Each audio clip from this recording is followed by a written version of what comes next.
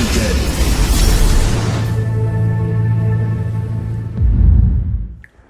Hello everyone, and welcome back to my show. I'm Dr. Lott from Acupuncture's My Life. Now, I've promised I was going to do an episode on female sexual behavior during this pandemic, and here we are. But before I jump into this episode, I'd like to say go to www.acupuncturesmylife.com when you get a chance and subscribe to the Acupuncture's My Life newsletter to learn more about acupuncture, herbs, moxibustion therapy, Eastern nutrition, and more. Now, I've had some interesting conversations via chat sessions, newsletter surveys, emails, and so forth from women who've contacted me with questions regarding the last 2 episodes I've done discussing the coronavirus as a sex drive killer. Now, these were women of many cultures and ages ranging from 25 to 60 years of age as to how this pandemic has affected their sexual behavior. Now, discussion and research indicates that at the very beginning of this pandemic, sexual desire among women went through the roof, only to face a precipitous drop the longer this pandemic went on. Now, a major reason, as I stated in my episode on men facing this problem, was stress and anxiety.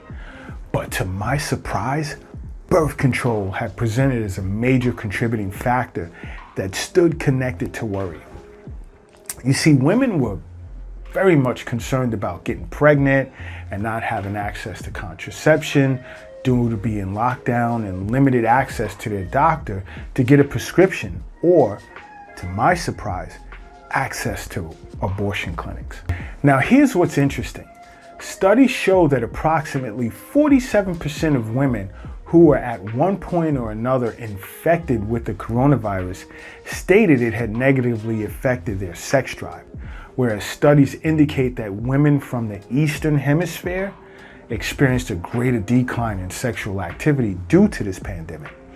But overall, as a result of being confined for such a long period of time, against one's will, as I previously stated, led to high levels of stress, depression, and anxiety, especially when it came to single mothers who'd spent most of their time worrying about their child's overall health, their child's schooling, with an emphasis on lack of socialization.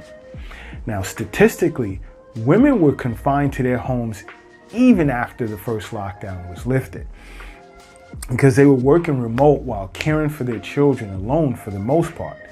This, of course, along with social isolation, had a negative impact on a woman's desire for sex and played a major role in suppressing her libido.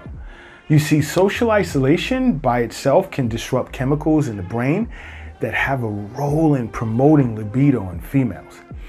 This is where neuroacupuncture comes into play, along with auricular acupuncture, when I put together treatment protocols for patients in which I've administered acupuncture treatments for this disorder.